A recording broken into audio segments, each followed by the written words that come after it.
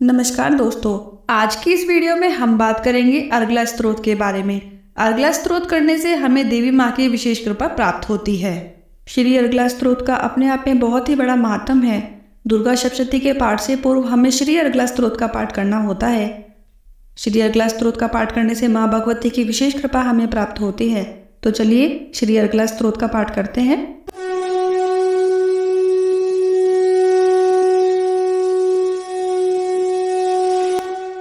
श्री मार्कंडेय जी बोले, जयंती, मंगला, काली, भद्रकाली, कपालिनी, दुर्गा, क्षमा, शिवा, धात्री, स्वाहा, सुधा आदि देवियों को मेरा नमस्कार हो।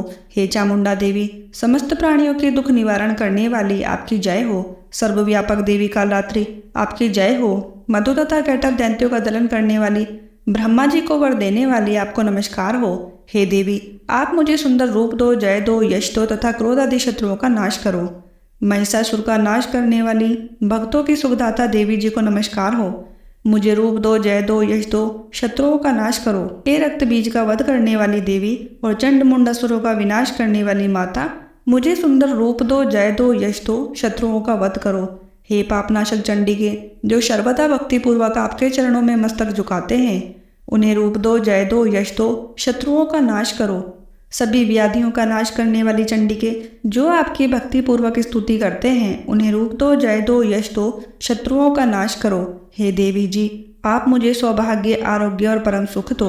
रूप दो, जय दो, यश दो, शत्रुओं का विध्वंस करो। मेरा कल्याण कीजिए और उत्तम धन संपत्ति दीजिए। रूप दो, जय दो, यश दो, शत्रुओं का नाश करो।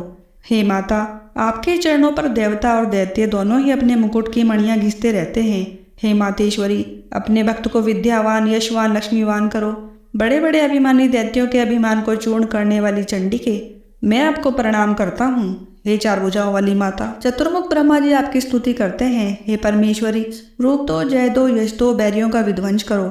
श्री पार्वती के पति महादेव जी से स्तुति। हे परमेश्वरी, रूप दो, जय दो, यश दो, शत्रुओं का नाश करो। हे देवी, आप तो कठोर भुजदंड रखने वाले दैत्यों का घमंड विनाश कर देती हो।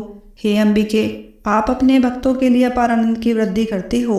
मुझे रूप दो, जय दो, यश दो, शत्रुओं का नाश करो। हे मातेश्वरी जी, आप मुझे वह पत्नी प्रदान करें जो मेरी इच्छाओं के अनुकूल हो और इस भयानक संसार रूपी समुद्र से मुझे तारने वाली हो।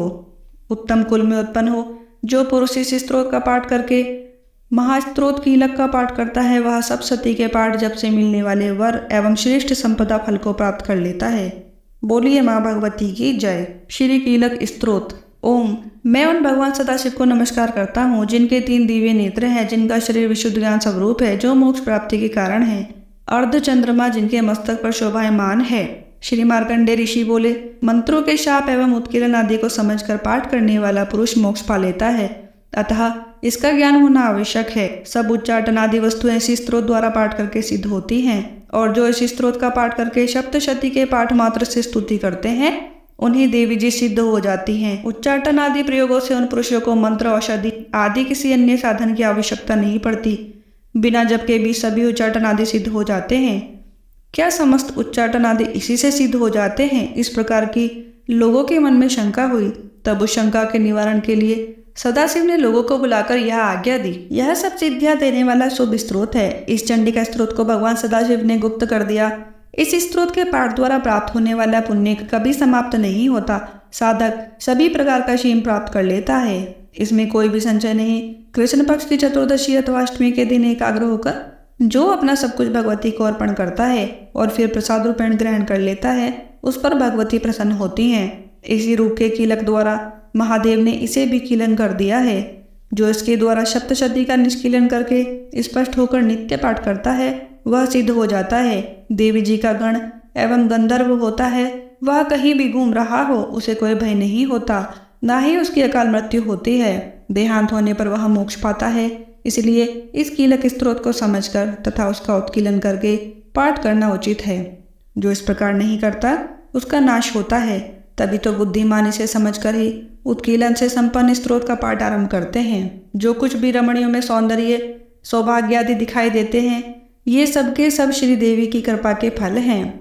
इसी कारण इस शुभ स्त्रोत का जप सदा करते रहना चाहिए। इस स्त्रोत के मंद स्वर में पाठ करने से थोड़ा फल मिलता है, उच्च स्वर में अधिक फल मिलता है। सभी सिद्धियां प्राप्त होती हैं। अतः उच्च स्वर में पाठ याद करें। जिस भगवती की कृपा द्वारा सौभाग्य, आरोग्य, संपत्तियां, शत्रुनाश तथा परम मोक्ष की प्राप्ति होती है, उस जगत की माता की स्तुति करनी चाहिए। बोलिए माँ भगवती की जय। आशा करती हूँ कि मेरी वीडियो आपको पसंद आई होगी। वीडियो अगर पसंद आई है तो प्लीज़ आप इसको लाइक कीजिए, शेयर कीजिए और चैनल को सब्सक्राइब करना ना भूलें। धन्यवाद।